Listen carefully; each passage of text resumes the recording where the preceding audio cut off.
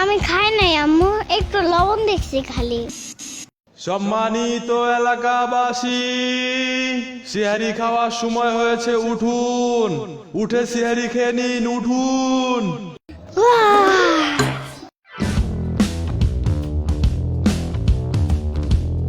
এবার আমি পুরো 30টা রোজা রাখবো, বুঝছো আম্মু? দেখো। আচ্ছা দেখুন নে। আজকে সেহরির শেষ সময় 4:15। যারা যারা সেহরি করেন নাই তারা তারা সেহরি করে নিন।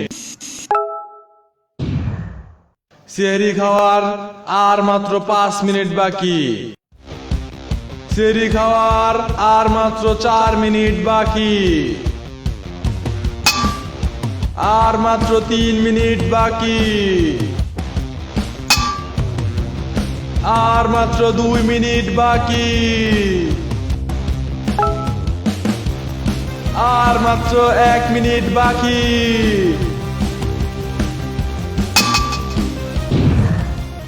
আজকে সারাদিন আর ক্ষুধাই লাগবে না। আম্মু আজান দিবে কখন? একটু পরে। আম্মু আজান দেয় না কেন? একটু পরেই তো দিবে। একটু পর কি হয় নাই আম্মু? আরে আর একটু পরেই আজান দিয়ে দিবে। হোয়াট দ্য ফাও কথা আম্মু? কি হয়েছে? এখনো মাগরিবের আজান দেয় না কেন? ইফতারি করব না? এতক্ষণ না খায়া থাকলে রোজা বেশি বড় হয়ে যাবে না?